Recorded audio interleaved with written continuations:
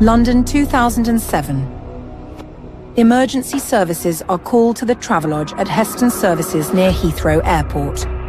He comes back a short time later, goes into the hotel room, and then rushes down to the hotel reception area, demanding they ring an ambulance, that something is wrong with his boyfriend. Police arrive, and when they go in, they're met with a scene of absolute horror. He had significant blunt trauma injuries to his head, and it was apparent that a fire extinguisher within the room had been used to cause those injuries. This was a mighty weapon, and you can imagine it being wielded with huge force. A homicide investigation is launched. Police quickly narrow down the suspect list. He claims that the male prostitute must have been responsible for the murder. He lived the high life on the savings of friends, colleagues, strangers. He was quite happy to steal their life savings and spend it on himself. He had this pyramid scheme of organised, fantastical deceit. But can police gather enough evidence to prove his guilt? He was extremely manipulative, somebody that spun a web of lie after lie, and it didn't really matter who was in the way. They need another piece of evidence which completely seals up this case. This is a story of deceit and betrayal, ultimately leading to deadly consequences. The family were horribly impacted by the awful, wasteful, horrific and planned murder of their son.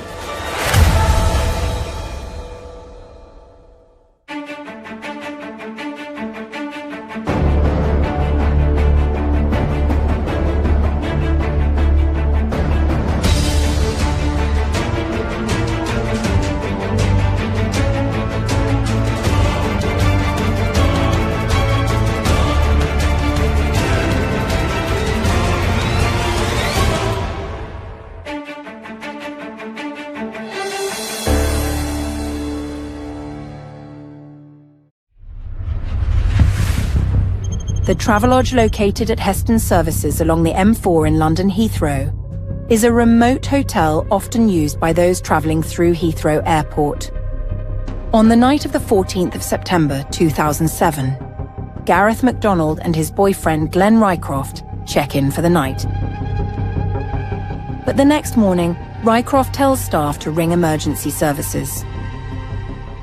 Glenn and Gareth had checked into the hotel at 9:40 p.m. that night.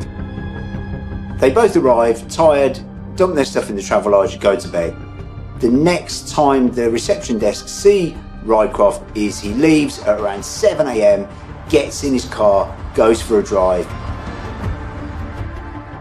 Later that morning he goes back up to the room and then comes down in a panic. He says, "My partner's dead, call an ambulance."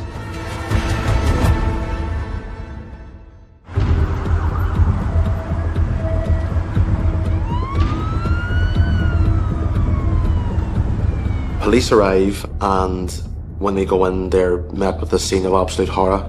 The body of Gareth MacDonald on the bed, dressed only in his underwear. There's blood everywhere. It's clear that a fire extinguisher has been used to strike Gareth, most likely from behind because he's face down, heavily on the back of his body, the back of his head, multiple times. Gareth had 2 wounds in the back of his head, and beside him on the floor was a fire extinguisher covered in blood. This was a mighty weapon. This was huge. This was 8 kilograms, which in old imperial measurements is considerably more than a stone. And you can imagine it being wielded with huge force.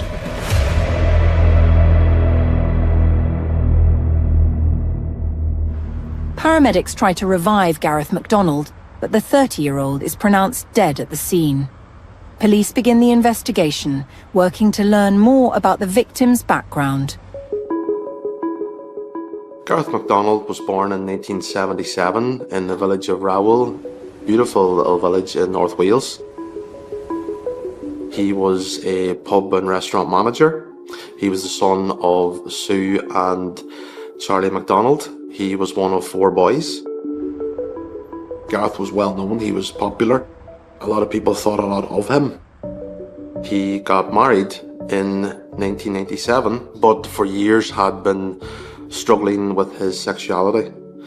And he actually had some second thoughts, some doubts prior to the wedding, but he still ended up going ahead.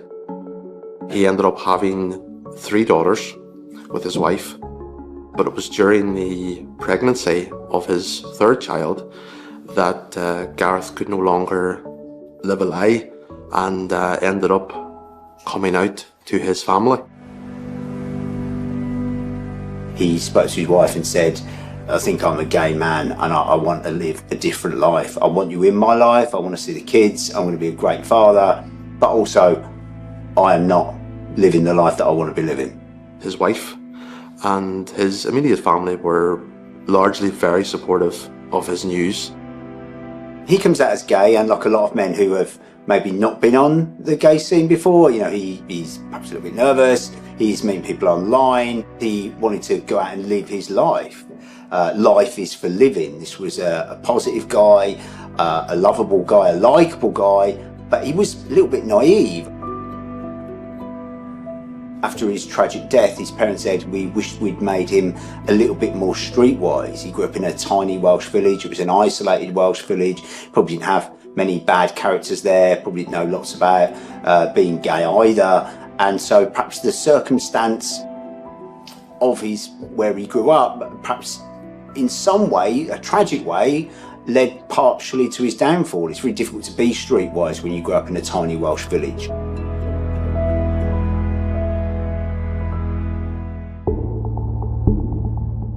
Having recently come out as gay, Gareth was looking online at dating opportunities. When relationships start online, what we can often miss are those red flags that we might see when we observe that person engaging with people on a day-to-day basis. The relationship might on the surface seem good, but it might involve behaviours like love bombing, perhaps giving lots of gifts, lots of flattery, lots of attention to engage that person more in the relationship, when actually underneath it might be superficial and for ulterior motives. I certainly think internet dating is fraught with danger. Someone searching for love can never be in any way safe from a first date. You cannot know anybody's character just by their social media profile. Unfortunately, he goes into an online chat room and he meets Rycroft. And Rycroft is experienced as a manipulator. He is charming, he is decent, he's kind, he's loving, he sweeps him off his feet. Gareth would have been fairly easy prey for Rycroft. He was still struggling with his own sexuality, taking those first tentative steps into online dating on the gay scene, and would have very quickly, I think, wanted to latch on to someone he could trust, someone that would say the things he wanted to hear. And of course, as an accomplished fraudster, Rycroft was able to present as the ideal partner. But what Gareth MacDonald doesn't know is that Glenn Rycroft has an extensive criminal history.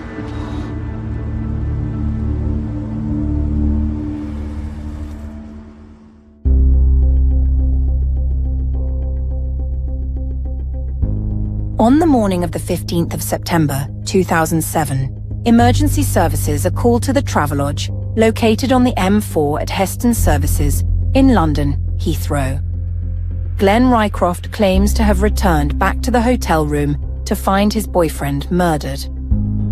The couple met online and began a whirlwind romance, but unbeknownst to Gareth, Glenn Rycroft is a fraudster and convicted criminal. Glenn Rycroft grew up in Salford in Greater Manchester. He left school and ended up becoming a steward for British Airways. His colleagues at British Airways considered him quite charming. They considered him quite a friendly young man, someone trustworthy. Some of them actually had the impression that he was someone who had come from a deprived background and had actually gone on to do quite well for himself. And he worked there for a number of years. Unfortunately, however, it was said that Glenn Rycroft got a little taste of exotic crimes through his work and decided to con a lot of his work colleagues and his friends and family. He came up with a very specific ruse where he said that colleagues, friends, family, complete strangers had the opportunity to invest in a very specific British Airways investment fund. And this investment fund, this investment opportunity, was going to give you, if you put in a sum of money, you would get 2-3 times that sum of money very, very quickly.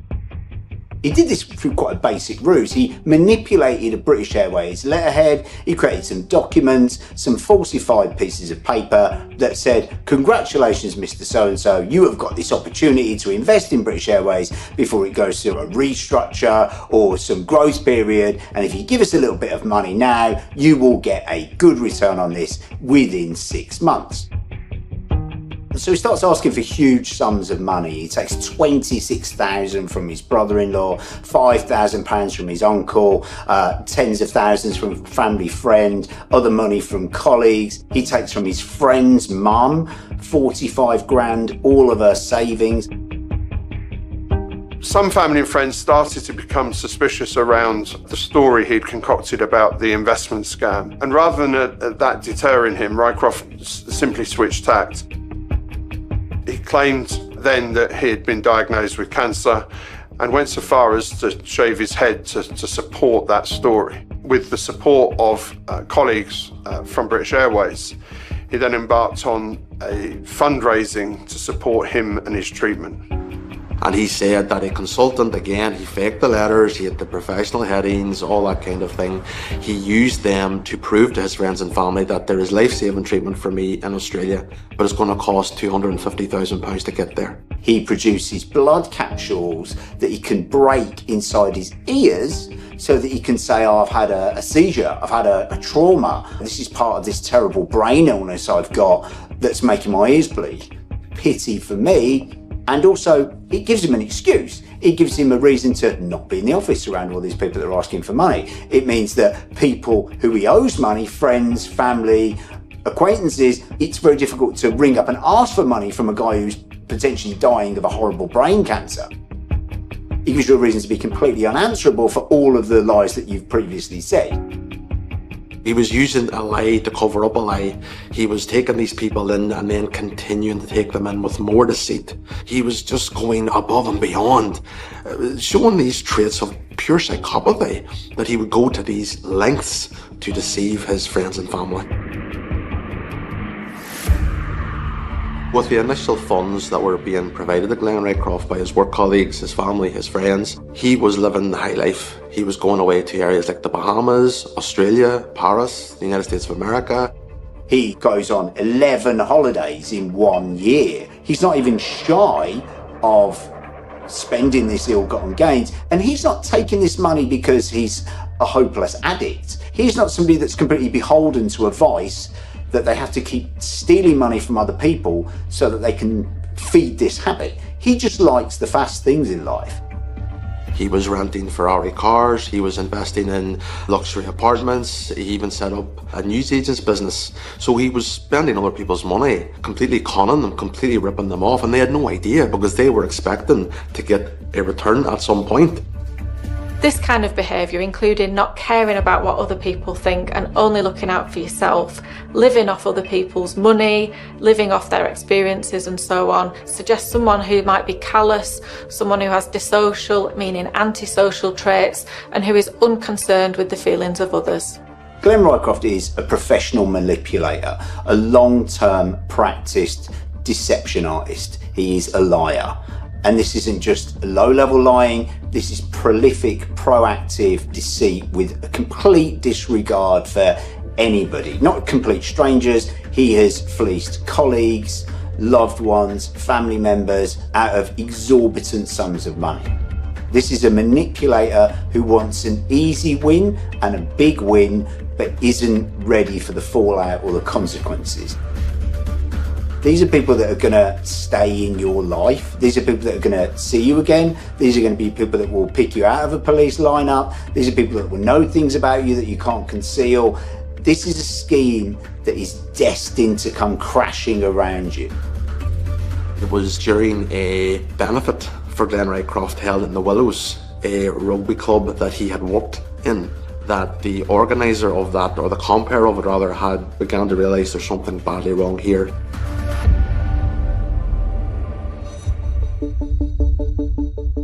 Charity nights had been staged to raise money for Rycroft's cancer treatment. It was at the Willows Variety Club in Salford that the former BA steward came unstuck. It just so happened that the compere for the evening was also a BA cabin crew member. Debbie Henley thought the story didn't ring true and called her bosses. Debbie Hendon was approached by a number of people who became aware that she had worked for British Airways and asked her, what about our investment? What about our returns in this pension shares scheme? Debbie had no idea what they were talking about, but she said that she would take their name and address. It just was person after person after person, and the link between them all was Glenn Rycroft. Debbie wasn't aware of such a scheme because such a scheme didn't exist. The penny eventually dropped, and she was saying to other people, there's something not quite right here. I think the final straw was when he said that he told one of the people at the Willows that he had a jet on standby that British Airways was paying for to take him anywhere in the world when he got that phone call to say that someone had found a cure for his cancer. And it just didn't ring true to me at all. I think because the word cancer had been used, everybody was frightened of questioning it. Rycroft's web of lies rapidly unravels, and soon he must face the consequences. This all falls around him. His colleagues call the police. Quite rightly, they say, this guy's ripped us off. He's a liar.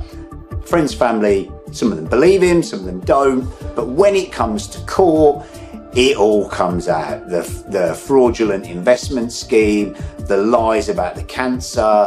Where has all the money gone? It's gone on holidays. It's gone on high life. It's gone on golf trips. It's gone on fast cars.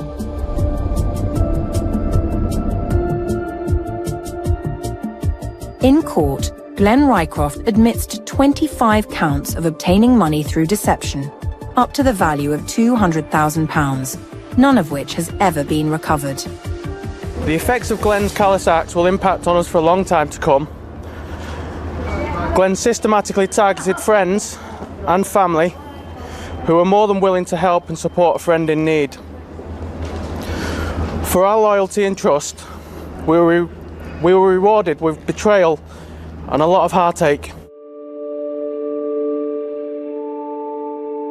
These are just ordinary people. These are people who have savings, they've done the right things, they're working hard, they've put a little bit by, and then somebody that they trust walks into their life, says, I'm really well in at British Airways, there's an incredible investment opportunity for staff of British Airways and friends of friends, put some money in, put your nest egg in, and it will grow without you having to do anything. Rycroft himself knew that the walls were closing in, perhaps in a genuine effort, perhaps in an effort to elicit some sort of sympathy. He ended up pouring petrol over himself and driving his car into a car accident in West Yorkshire at high speed. But he survived that accident, and in December 2003 he was sentenced to 4 years for fraud. But the problem with a lot of fraud cases, particularly where there's not a violent element, there's very limited room, as we've seen recently, in our prison system. You know, Sir Keir Starmer's been busy releasing prisoners, early release, so we can create room for more prisoners with more serious crime to go in. And so fraudsters who don't necessarily have a violent element to their crime are released early. And so 2 years into the 4 years, Rycroft is back out. In December 2005, shortly after being released from prison, Glenn Rycroft soon begins searching for his next victim. Gareth MacDonald met Glenn Rycroft online on a gay dating site.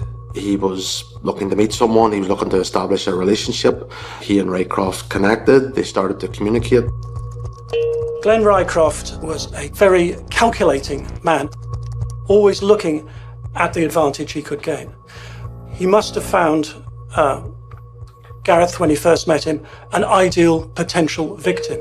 I'm sure Rycroft looked on Gareth as a man too trusting, too easily convinced, a man uncertain in his own life, but looking for love, a man who he could twist around his finger. In the early stages, the relationship between Gareth and Rycroft looked promising. Rycroft was saying and doing all the right things, and Gareth was gaining in confidence in terms of the relationship that he was building. And eventually that led to them meeting. Rycroft initially was very complimentary towards Gareth, and he was certainly being very good to him. He was buying him meals, he was taking him away, he was buying him expensive gifts. Eventually they even moved in together in North Wales, with Rycroft moving from Manchester. Gareth's family really liked him. It doesn't seem like there were warning signs early on. But a couple of months after moving in together, Gareth MacDonald starts noticing large sums of money disappearing from his bank account and begins to suspect his boyfriend has something to do with it. What MacDonald doesn't know is Rycroft is willing to go to lengths of extreme violence to stop his latest scam from being exposed.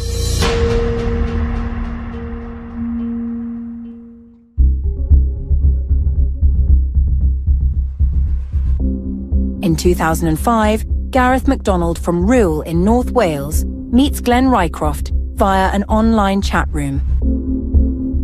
A whirlwind romance ensues, and Rycroft would lavish his boyfriend with expensive gifts. Unbeknownst to Gareth, his partner is a convicted fraudster who has conned family and friends out of upwards of £200,000. In 2007, Gareth becomes concerned when large amounts of money start disappearing from his bank account, and wonders if Rycroft has anything to do with it.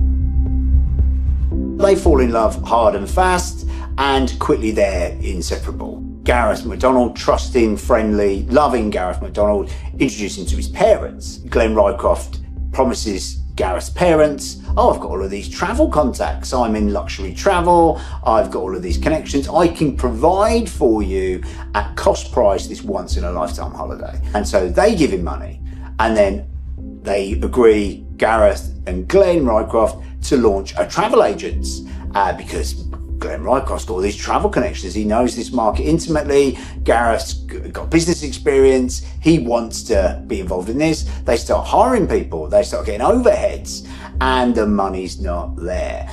Glenn Rycroft says he's also a writer, and he's going to be writing this incredible autobiography of his life, and he's got a big six-figure advance. And don't worry about it. The advance is going to be paid. You know what these publishers are like. It's all coming down the runway. Everything's going to be fine. But at the same time, Gareth, family man, starts noticing sums of money missing. And these are medium-sized sums of money, large sums of money, small sums of money, and this creates friction in the relationship. The financial aspect of the relationship, from being one where Rycroft was spoiling Gareth MacDonald, eventually flipped completely. It then became a point where Gareth was paying for everything. Gareth saw money being drained from his accounts, and he was the one left to sort out the bills.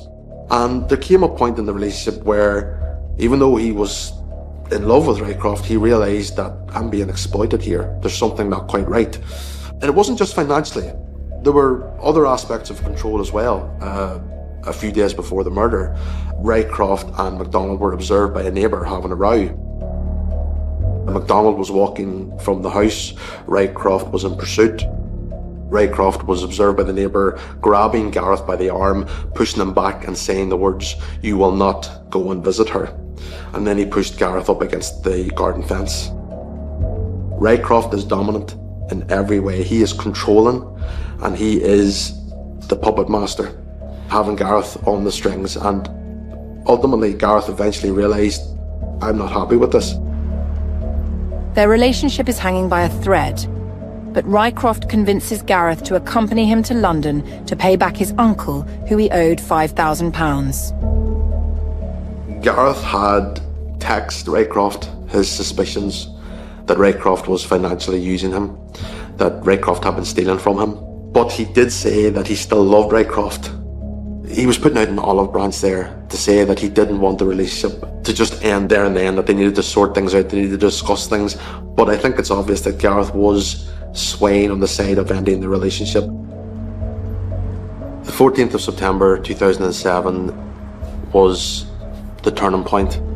Gareth was aware the relationship was ending, but he was lured by Rycroft with the promise to pay him the money back. And a road trip was organised by Rycroft. What was put to Gareth was they were going to travel down to London, they were going to pay back an uncle of his £5,000 that Rycroft had swindled out of, and then he was going to get Gareth the rest of the money. And as far as Gareth was concerned, as soon as he got his money back, he was going to end the relationship. However, Rycroft is driving and they get spectacularly lost on the way. Arguably deliberately lost on the way, and it's getting late. Where are we? We're tired, the car ride is increasingly fractious. Let's just pull over at this travel lodge near Heathrow and we'll spend the night here, travel on the next day to London. The hotel was chosen because it was very remote and it was a long way away from where they were from. Nobody knew them. Heathrow is very much next to the airport, and this is a incredibly busy part of London, although obviously necessity because it's an airport. It is significant way out of London. This is a Travelodge hotel. This is the kind of place where you would stay overnight before you flew somewhere, arrive, dump your stuff, go to bed, get up early, go and get your flight. He chooses a very transient location. Many people using the hotel would be short stops before using the airport and flying all around the world. And so any kind of subsequent trawl for witnesses would be frustrated by that. Tired from the day's travels, they check into the Travelodge Hotel at 9:30 p.m. that night. The next morning at 7 a.m, Rycroft is seen leaving the hotel on CCTV. He comes back a short time later, goes into the hotel room, and then rushes down to the hotel reception area, demanding they ring an ambulance, that something is wrong with his boyfriend. When the police arrived and they entered the room, they found Gareth face down on the bed, naked apart from a pair of underpants, blood everywhere, with 2 big gashes in the back of his head, a fire extinguisher also covered in blood on the floor. Rycroft uses 2 excuses when the police question him. He says, first of all, I had to leave to go and collect a sum of money from my brother so I could pay back this uncle. I went for a drive, met my brother, came back with the money, but when I came back, horrifyingly, my partner had been attacked with this fire extinguisher. The police then expose this lie. They speak to the brother, who says, well, I wasn't anywhere near this scene at the time, I was off fishing somewhere. The story doesn't stand up. When he was exposed that his brother couldn't possibly have given him the money because he was away somewhere else, nowhere near the scene, he then said, look, I was covering up a secret. Gareth wanted to use a sex worker and he'd had to go out of the room whilst this sex worker attended the room. Once he returned from that short trip is when he found Gareth, and he claims that the male prostitute must have been responsible for the murder.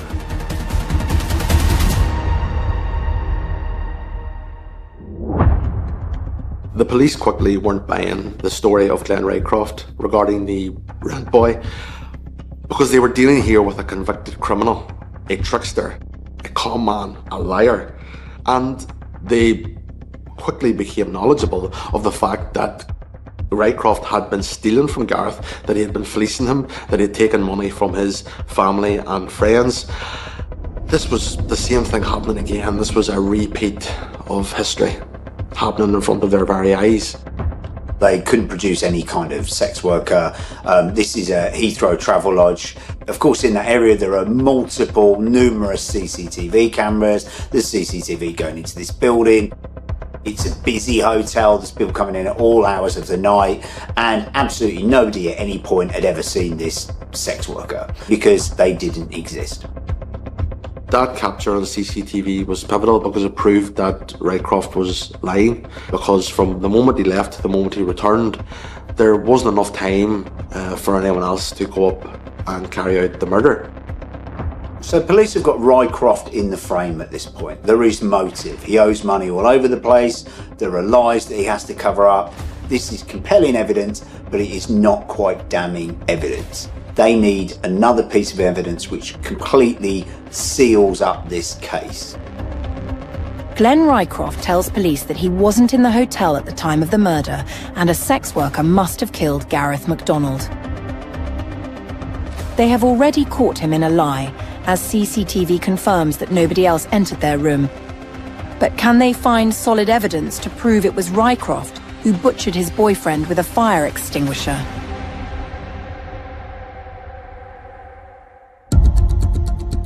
The 15th of September 2007. Paramedics locate the body of 30-year-old Welshman Gareth MacDonald in a hotel room at the Travelodge at Heston Services in London. MacDonald lies face down with 2 deep cuts carved in his neck, and a bloodied fire extinguisher is found nearby. Gareth's boyfriend, Glenn Rycroft, claims he must have been murdered by a sex worker while he was out. But there is no CCTV footage of anyone else entering the room. Police are suspicious of Rycroft, but need solid evidence to arrest him. Forensic evidence, Dr. Philip Averill is a blood spatter expert. He can do analysis of blood spatters at a scene to demonstrate the trajectory of blood particles as they leave the human body. Smaller blood particles show that the blood went further away from the body, whereas big pools of blood typically show that someone was stood very close to a body. And so this blood spatter analysis, they found blood marks on Rycroft's shoes and on some of his clothes. And the nature of these blood spatters showed that he couldn't possibly have got those purely by walking in and finding the body, because he was so close to when the impact of this fire extinguisher hit Gareth, he must have been there. And more than that, what's quite interesting and shows the character, the awful character of Rycroft, he not only hit Gareth once, with one blow that was probably enough to kill him, he then waited a period of sort of 2 to 3 minutes, thought, I need to make sure he's dead, and then hit him again.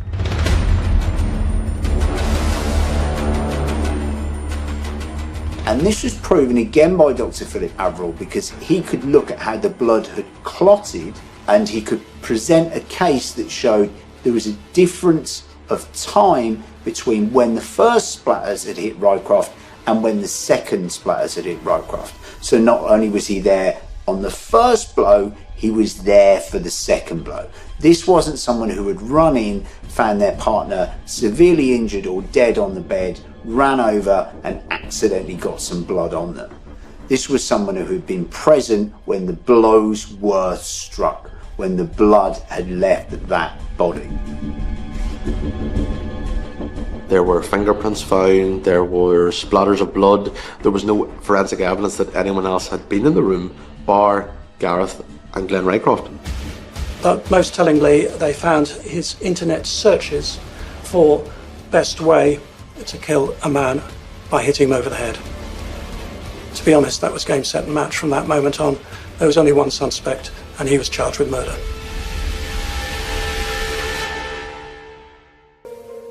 On hearing the news of his murder, all of Gareth's family's worst fears had come to fruition. They'd started to have their doubts about the suitability of Rycroft, about his character anyway, in relation to the money. This really is their worst fears come true. One can only imagine the devastation that a family experiences to be told this news. Not only has a loved one died, but they've been brutally murdered by someone that they actually liked and trusted. This is the ultimate betrayal and would have compounded the trauma to make that so much more worse. They had welcomed into their home as their son's boyfriend, as their son's lover, chosen one. They had welcomed him and had treated him as an honest person. Why would they not believe that this man was honest? I felt that they were really devastated, way beyond the parents of a normal murder victim. The community were very angry, the community were very saddened, and they were very shocked that such a horrific murder could happen to someone as nice as Gareth. He was much loved, he was very popular.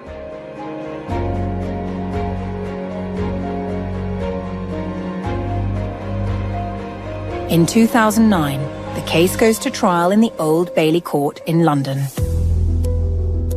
Rycroft pleads not guilty despite the considerable evidence against him. The case received a decent amount of coverage because Glenn Rycroft had history. Not only was the murder itself so horrific and the story and the events leading up to it so horrific, but there was an absolute bewilderment that Glenn Rycroft could do something so awful again after his first batch of serious crimes. He didn't repent, he didn't reform, he just was looking for a new victim. And what we see here is an escalation of crimes. So he goes from frauding war colleagues, friends and family to then defrauding his own boyfriend and eventually killing his own boyfriend. So it goes from fraudulent activity, financial greed up to murder. It's just this escalation of violence, this escalation of crime. When the case came to court at the Old Bailey, the depth of the prosecution case, the amount of forensic evidence they had, particularly on blood analysis, was overwhelming. The blood splatter analysis provided compelling evidence in this case. Not only could you analyse the blood splatters and see the trajectory of blood particles from an impact, they were also able to apply software to tell the true story of how the blood splatters got there. So for instance, on a dark leather shoe, you might not be able to see a blood splatter with the human eye, or a dark coat.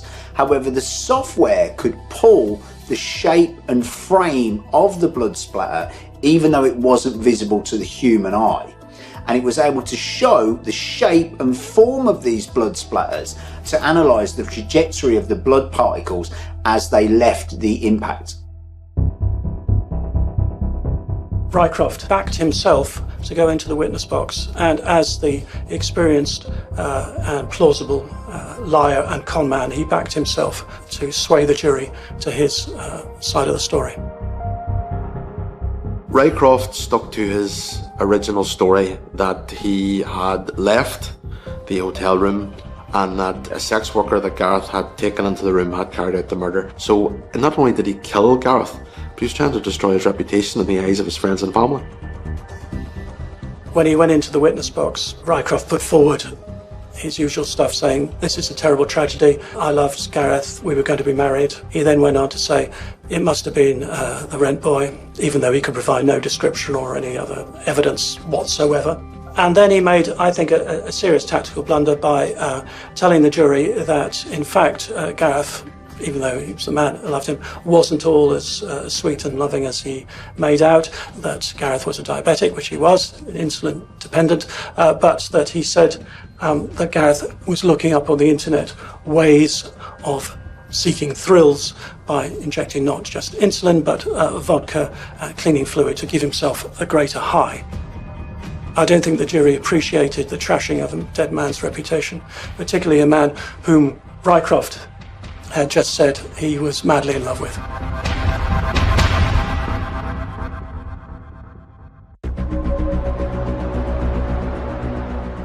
In court, it was presented that Rycroft knew for the second time he would probably be going to prison for fraud and deceit. He was hell-bent, preoccupied with preventing at all costs Gareth revealing the truth to the police or other members of his family.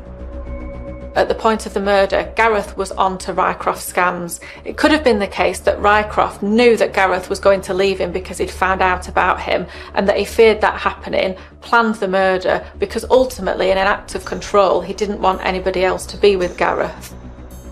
What I thought was absolutely horrible was he hit him once with the fire extinguisher, saw the terrible life-ending impact of hitting someone with a fire extinguisher, and then waited 3 minutes later and hit him again. This is somebody who planned to kill Gareth. This is somebody who had taken money from Gareth and took everything from Gareth and that family. This was a planned attack This was a merciless attack. Gareth had no opportunity to defend himself. He was asleep on the bed. The prosecution was also able to show that Rycroft's fingerprints were in the blood-soaked fire extinguisher. And certainly at the beginning, with his first explanation to the police, Rycroft had missed out the fact that he must have picked up the murder weapon. Why would he? He was more concerned with the victim, his boyfriend. That was another gap in Rycroft's story, which blew apart his very, very flimsy defence. On July 3rd, 2009, the jury is sent out for deliberations. It does not take them long to come to a consensus decision. It was a 4-week trial at the Old Bailey, and the jury did not take a matter of hours rather than days to come to their unanimous verdict that Rycroft was guilty of murder. Judge Timothy Pontius imposed a life sentence, setting the minimum period before he could be considered for parole at 25 years. He described Rycroft's merciless brutality and how he had been living in a fantasy world of his own warped imaginings. It was a damning indictment delivered by the judge before Rycroft was taken to the cells. A sentence of 25 years before the possibility of parole makes it seem like justice has been served. But is there such a thing as closure for the family of Gareth MacDonald? After the trial, Gareth's family said that it didn't seem real. It seemed like something in a book or a film. They were devastated.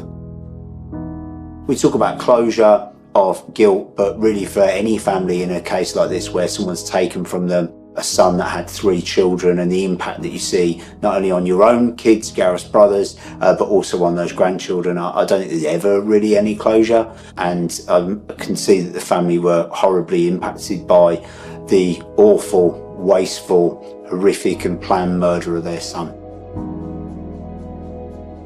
25 years is a long time for anyone to spend in prison. I'm sure if we asked Gareth's family, is it long enough, they would probably say no.